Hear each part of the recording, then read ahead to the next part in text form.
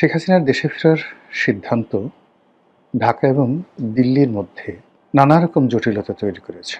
একই সঙ্গে আওয়ামী লীগ এবং বিএনপির মধ্যে যে সম্পর্ক, সেই সম্পর্কটা অনেকটা মুখোমুখি জায়গায় পৌঁছে গিয়েছে। অন্যদিকে জামাত, এনসিপি অর্থাৎ সরকার বিরোধী যে দলগুলো রয়েছে, এই সময়টিতে শেখ হাসিনার দেশে ফেরার ব্যাপারে এবং আওয়ামী লীগের ব্যাপারে তাদের যে গত ২ বছরের অনমনীয় ভূমিকা, সেই অনমনীয় ভূমিকাটা কেমন যেন ১৮০ ডিগ্রি অ্যাঙ্গেলে উল্টে গেছে। সরকার বিরোধী যে সকল শক্তি রয়েছে, তাদের যারা শীর্ষ নেতৃবৃন্দ রয়েছেন, তারা অনেকটা স্যাটায়ার করে শেখ হাসিনাকে বলার চেষ্টা করছেন, আপনি আসুন, আপনাকে যেখানে পাবো সেখানেই আপনার যে মৃত্যুদণ্ড রয়েছে সেটি কার্যকর করা হবে, ইত্যাদি, ইত্যাদি নানা রকম। কিন্তু সাংগঠনিকভাবে তারা চাচ্ছে, এখানে কৌশল করছে। কৌশলটা হলো যে আওয়ামী লীগকে এবার বিএনপি সরাসরি মোকাবেলা করুক। এ কারণে গত ২ বছরে এখানে যে বিষয়গুলো হয়েছে সেটা হলো আওয়ামী লীগের বিরুদ্ধে যত মামলা হয়েছে, মোকদ্দমা হয়েছে, বলতে গেলে তার শতভাগ মামলা মোকদ্দমা করেছে বিএনপির লোকজন।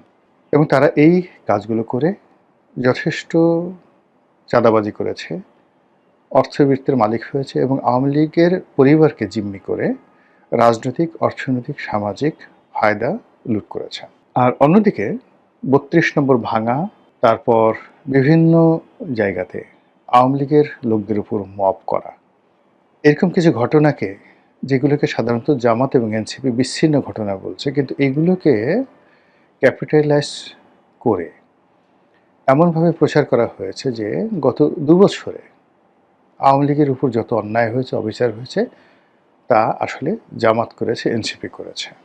এদিকে তৃণমূলের খবর, ঢাকার যারা আছেন লোকজন, তাদের কথা আলাদা, কিন্তু তৃণমূলের খবর হলো অবস্থা দৃষ্টে যারা পলিটিক্যাল লোকজন রয়েছেন বিএনপি এবং জামাতে, তারা সবাই আওয়ামী লীগের যারা নিরীহ ভোটার রয়েছেন তাদের সঙ্গে একটা সমঝোতা সম্পর্ক তারা তৈরি করেছিলেন বিগত নির্বাচনকে সামনে রেখে। আর এখন বলতে গেলে আওয়ামী লীগের লোকজন তারা তাদের মতো করে বুক ফুলিয়ে চলছেন বিভিন্ন জায়গাতে। অন্যদিকে বিএনপি, জামাত এবং এনসিপির মধ্যে যে বিরোধ, যে বন্ধুত্ব, এটা অনেকটা গুপ্ত। মানে তাদের মধ্যে আসলে সমঝোতা নাকি শত্রুতা, তাদের মধ্যে বন্ধুত্ব নাকি বৈরিতা, এটি বোঝা যাচ্ছিল না। কিন্তু সাম্প্রতিক কিছু কর্মকাণ্ডে যেটা মনে হচ্ছে সেটি হলো বিএনপি, জামাত, এনসিপির যে সম্পর্কটি পয়েন্ট অফ নো রিটার্নে চলে গেছে। বিশেষ করে জুলাই সনদ বাস্তবায়ন, সংবিধান সংশোধন, ডক্টর মোহাম্মদ ইউনূসকে রাষ্ট্রপতি পদে বসানো, তারপর আলী রিয়াজ কমিশনের যে সংস্কার প্রস্তাবগুলো ছিল সেগুলো তাদের মতো করে, অর্থাৎ এনসিপি এবং জামাতের মতো করে, ডক্টর ইউনূসের মতো করে সেগুলো বাস্তবায়ন করা, এই কাজগুলো বিএনপি আসলে করতে চাচ্ছে না। দ্বিতীয়ত, ডক্টর মোহাম্মদ ইউনূসের যারা লোকজন ছিলেন তাদের একটা বিরাট অংশ যারা প্রো বিএনপি ছিলেন, বিএনপি তাদেরকে ক্যাপিটালাইজ করে ফেলেছে, তাদেরকে নিয়ে নিয়েছে। এবং এই যে তাদেরকে নিয়ে নেওয়া, এটা জাস্ট বড় উদাহরণ দিলেই বুঝতে পারবেন। যেমন ডক্টর মোহাম্মদ ইউনূসের একেবারে দক্ষিণ হস্ত, যাকে বলা হতো সরকারের মুখপাত্র, বিকল্প উজিরে আজম জনাব শফিকুর রহমান, প্রেস সেক্রেটারি। আপনারা জানেন যে তিনি অতি সম্প্রতি একটি পত্রিকার সম্পাদক হয়েছেন। সেই পত্রিকার মালিককে আপনারা জানেন? সেই পত্রিকার মালিক হলেন জনাব Gorky, Anis Ahmed Gorky, MGS গ্রুপের মালিক। এবং আনিস আহমেদ গোর্কি জনাব তারেক রহমান সাহেবের সবচেয়ে ঘনিষ্ঠ বন্ধু। মানে তারেক রহমান সাহেবের যে কজন বন্ধু রয়েছেন তাদের মধ্যে অল্প কয়েকজন বন্ধু রয়েছেন, তার মধ্যে সবচেয়ে অভিজাত, ব্লু ব্লাড এবং সবচেয়ে ধনী যে মানুষটি, তিনি হলেন এই আনিস আহমেদ গোর্কি, এমজিএস গ্রুপের মালিক। এই গোর্কির মালিকানাধীন পত্রিকাটি জনাব শফিক, তিনি সম্পাদক হিসেবে দায়িত্ব গ্রহণ করেছেন। এবং আপনি দেখেন যেদিন থেকে তিনি এই দায়িত্ব গ্রহণ করেছেন এবং বিএনপি যেদিন থেকে ক্ষমতায় আসছে সেদিন থেকে জনাব শফিক তিনি আগের মতো করেই, অর্থাৎ ইনুস জামানাতে যেভাবে কথা বলেছিলেন ঠিক সেই ভাষাতে তিনি কথা বলছেন। এর বাইরে অন্যান্য যারা আছেন, যারা অনেকটা প্রো বিএনপি ছিলেন অনেক আগের থেকেই, তারাও মোরাললেস কিন্তু বুক ফুলিয়ে ঘোরাফেরা করছেন। আমি কারো নাম বলে বড়ও করতে চাচ্ছি না, ছোট করতে চাচ্ছি না। অন্যদিকে ডক্টর মোহাম্মদ ইউনূসের প্রতি জামাত এবং এনসিপি তাদের যে একেবারে দ্বিধাহীন সমর্থন ছিল, অন্ধের মতো তাদের বিশ্বাস ছিল, ঠিক সেই বিশ্বাসের মূল্যের যে জায়গাটি, সেই জায়গাটিতে এখন জামাত এবং এনসিপি নিজেদেরকে বেকুব মনে করছে, অসহায় মনে করছে, দুর্বল মনে করছে। রাজনীতিতে যখন এরকম একটা হাহাকার তৈরি হচ্ছে, যারা ক্ষমতা পেয়েছে তাদের এক ধরনের হাহাকার, এবং যারা ক্ষমতা পেয়েছে তারা এখানে ৩টা ভাগে বিভক্ত করে দিয়েছে। ডক্টর মোহাম্মদ ইউনূস জামাত এনসিপির যে সম্পর্ক, সেই সম্পর্কটি ভেঙে গেছে। ইউনূস সাহেবের যে লোকজন ছিল তাদের একটা বিরাট অংশকে নিষ্ক্রিয় করে দেওয়া হয়েছে, অন্য অংশটিকে বিএনপি আপন করে নিয়েছে। আর জামাতের মধ্যে একটা হতাশা, আতঙ্ক এবং ভয় ঢুকিয়ে দেওয়া হয়েছে। ঠিক এই সময়টিতে যখন শেখ হাসিনা বললেন যে আমি বাংলাদেশে আসছি এবং ডিসেম্বর মাসে আসছি, তখন সঙ্গত কারণে যেহেতু এখানে আলটিমেটলি একটা বিভেদ তৈরি হয়ে গিয়েছিল এবং এই বিভেদটা আর জোড়া লাগানোর কোনো স্কোপ আগামীতে নেই। তো সেই অর্থে সরকার, বিএনপির যারা সহযোদ্ধা রয়েছেন তাদের সাথে যমুনাতে বৈঠক করেছেন, খাওয়া দাওয়া করেছেন, আনাকুম জানাকুম সালাম আলাইকুম এরকম কথাবার্তা সেখানে হয়েছে। অনেকে গিয়ে অনেক বড় বড় দাবি দেওয়া পেশ করেছেন, অনেকে সরকারের মন্ত্রী এমপি হতে চেয়েছেন, আরও ইত্যাদি নানা কিছু, কিন্তু কাজের কাজ কিছুই হয়নি। এর কারণ হলো যারা গিয়েছিলেন আসলে তাদের মানে ওইরকম সাংগঠনিক ভিত্তি, পরিচিতি, সামাজিক যে কানেক্টিভিটি বা যাকে বলা হয় সুনাম সুখ্যাতি, বলতে গেলে একমাত্র মাহমুদুর রহমান মান্না ছাড়া অ্যাজ এ পার্সন ওখানে ওইরকম কেউ নেই যিনি কোনো একটা সচিবালয়ে টেলিফোন করবেন, বাংলাদেশে কোনো একটা ডিসিকে টেলিফোন করবেন, কোনো একটা জেলা শহরে একা একা যাবেন এবং সেখানে কেবলই মাত্র তার রাজনৈতিক ক্যারিয়ারের কারণে সম্মানিত হবেন, মর্যাদা পাবেন। কেউ তাদেরকে ভুয়া ভুয়া বলবে না, কেউ তাদেরকে অমুক চোর বলবে না, অমুক মানে তাদের এখন দেখেন যে এই সরকারের সাথে বন্ধুত্বের বেশে তাদের কাছাকাছি আছে বা কাছাকাছি বাইরে চলে গেছে, এরকম প্রায় সবারই এক একটা উপাধি আছে, বিভিন্ন রকম বাজে বাজে উপাধি আছে। তো সেই মানুষগুলো 0 0 0 একত্র করলে যেমন 0 হয়ে যায়, অথবা মাইনাস মাইনাস মাইনাস যদি একত্র করেন তাহলে যেভাবে মাইনাসের সংখ্যাটা বাড়ে, তেমনি যমুনাতে যারা শেখ হাসিনার বিরুদ্ধে যদি জনমত গঠন করা, রাজনৈতিক শক্তি গঠন করা, এই উদ্দেশ্যে যমুনার সেই বৈঠকটি হয়ে থাকে প্রধানমন্ত্রীর নেতৃত্বে, তাহলে এখানে 0 0 0 হয়েছে অথবা মাইনাস মাইনাস মাইনাস হয়েছে।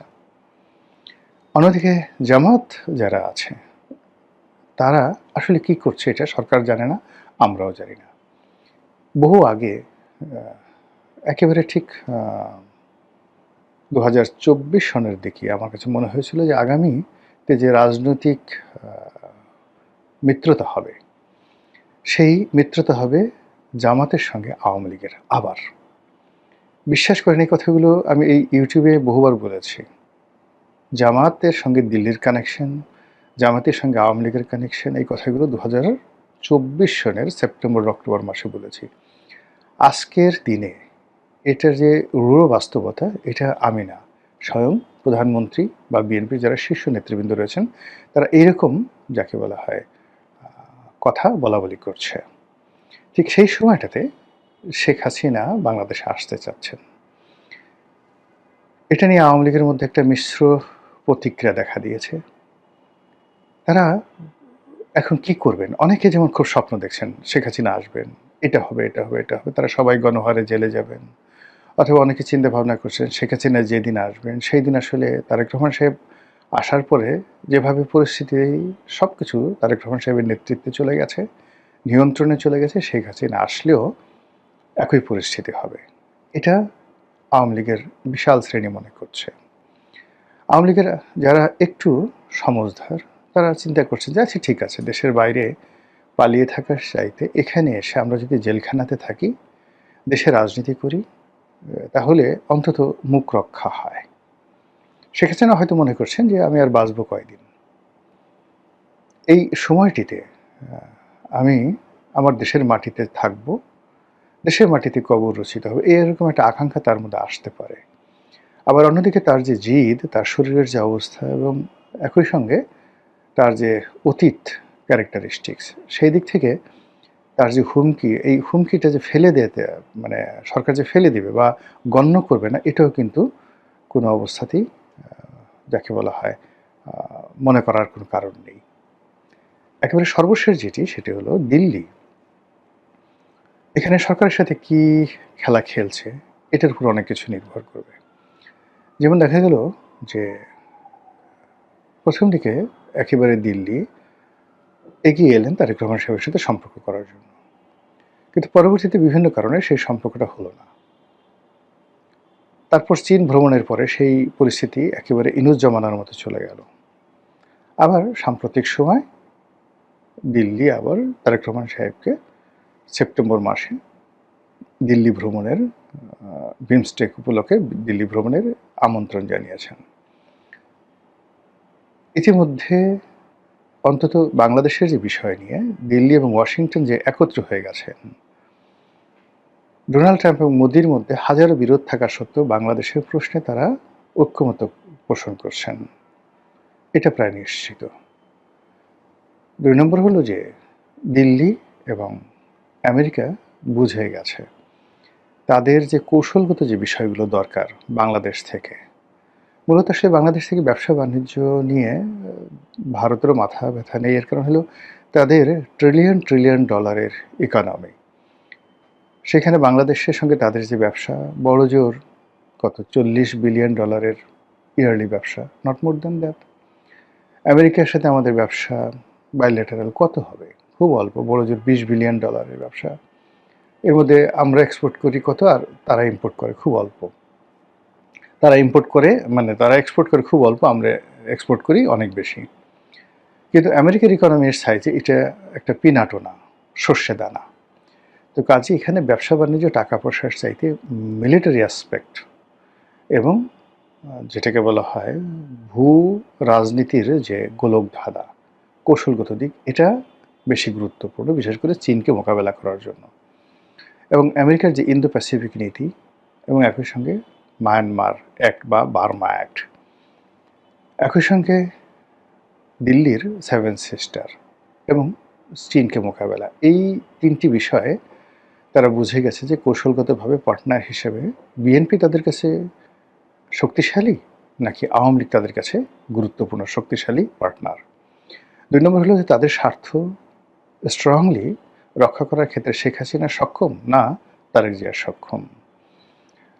অন্যদিকে জঙ্গিবাদ দমন, যেটিকে আমরা ফান্ডামেন্টালিজম বলি, এই ব্যাপারে ভারতের আতঙ্ক চরমে, আমেরিকার আতঙ্ক চরমে।